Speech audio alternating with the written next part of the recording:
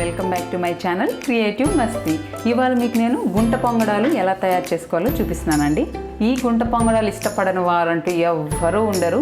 So ముందుగా దానికి కావాల్సిన పదార్థాలు ఏంటో చూసేద్దామా. మనం రోజు వేసుకునే దోసపిండితోనే ఈ గుంట పొంగడాలు చేస్తున్నానండి నేను. దానికోసం దోసపిండి తీసుకోండి, ఒక ఆనియన్, ఒక క్యారెట్, పచ్చిమిర్చి ఒకటి, కరివేపాకు, కొత్తిమీర, అల్లం తురుము, ఇవన్నీ కూడా సన్నగా కట్ చేసి పెట్టేసుకోండి. పోపు కోసం ఆవాలు, జీలకర్ర, పచ్చెనపప్పు, మినపప్పు తీసుకోండి. కొద్దిగా పసుపు, కొద్దిగా సోడా ఉప్పు, సాల్ట్ మీ టేస్ట్కి తగ్గట్టు వేసుకోండి. గుంట పొంగడాలు వేయించుకునే దానికి కొద్దిగా ఆయిల్. ఇప్పుడు తయారీ విధానం చూద్దాం. ముందుగా స్టవ్ వెలిగించుకొని ఇలా ప్యాన్ పెట్టుకోండి. ఇందులో 1 టేబుల్ స్పూన్ ఆయిల్ వేసుకోవాలి. ఆయిల్ వేడైందండి. ఇప్పుడు ఇందులో పోపు దినుసులు వేసుకొని కొద్దిగా వేగనివ్వాలి. చూడండి, పప్పులు ఇలా ఎర్రగా వేగాక ఇందులో ఆనియన్స్, పచ్చిమిర్చి, కరివేపాకు వేసేసుకోండి. ఇది 1 నిమిషం పాటు వేయించుకోండి.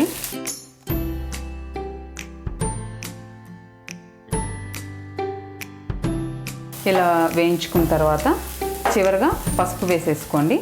ఒకసారి అలా కలుపుకొని స్టవ్ ఆఫ్ చేసేసుకోండి. ఇప్పుడు ఈ పోపును మనము పిండిలో వేసి కలుపుకోవాలి. ఈ సోడా ఉప్పులో కొద్దిగా వాటర్ వేసుకొని పిండిలో వేసేసుకోండి. ఒకసారి బాగా కలుపుకోండి.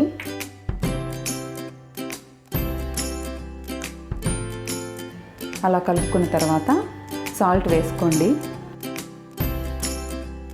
అలాగే మనం తురుము పెట్టి ఉంచుకున్న క్యారెట్, కొత్తిమీర, అల్లం తురుము అన్నీ వేసుకోండి.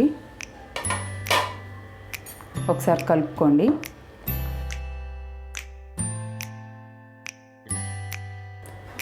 ఇప్పుడు ఇందులో ఇందాక మనం వేయించి పెట్టుకున్న ఆనియన్స్ పోపుని వేసేసుకోండి.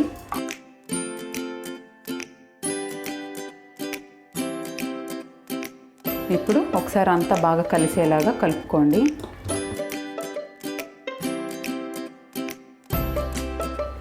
ఇలా కలుపుకొని ఒక పక్కన పెట్టుకోండి.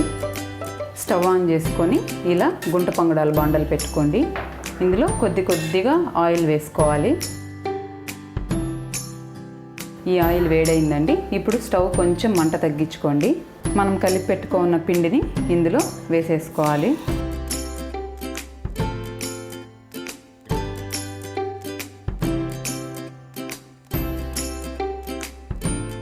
ఇవి ఇలానే మీడియం ఫ్లేమ్లో పెట్టుకొని చూడండి, ఇలా ఉడుకుతున్నట్టు మనకు తెలుస్తుంది.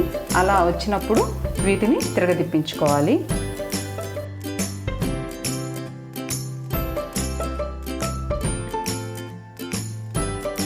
ఇలా అన్ని తిరగవేసుకున్న తర్వాత 1 నిమిషం పాటు వేయించుకోండి. 1 నిమిషం అయిందండి, ఉడికిపోయాయి. ఇప్పుడు ఇవన్నీ కూడా ప్లేట్లోకి తీసేసుకుందాం.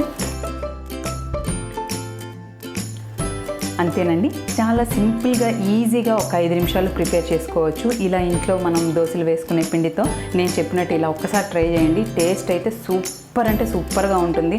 పిల్లలు అయితే చాలా బాగా లైక్ చేస్తారు. ఇలా అల్లం చట్నీతో సర్వ్ చేసుకోండి, చాలా బాగుంటుంది. నా ఛానల్ మీకు నచ్చితే లైక్ చేయండి, షేర్ చేయండి, సబ్స్క్రైబ్ చేయండి. Thanks for watching.